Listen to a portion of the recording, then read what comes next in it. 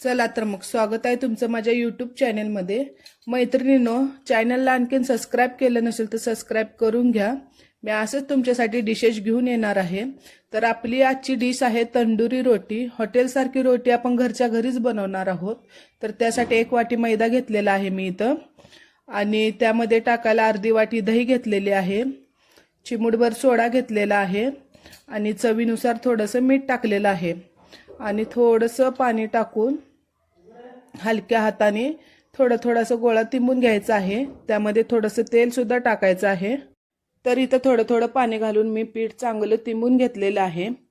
कणिक थिंबल्यानंतर त्याला एक 10-15 मिनिटं थोडंसं वर तेल घालून इथं मी झाकून ठेवते। हे बघा, मऊ होतं पीठ।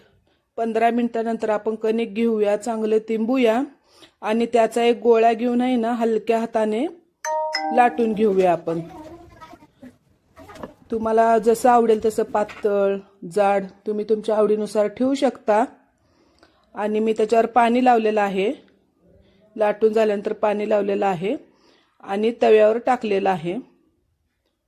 तर बघा तुम्ही, नानला चांगले बुडबुडे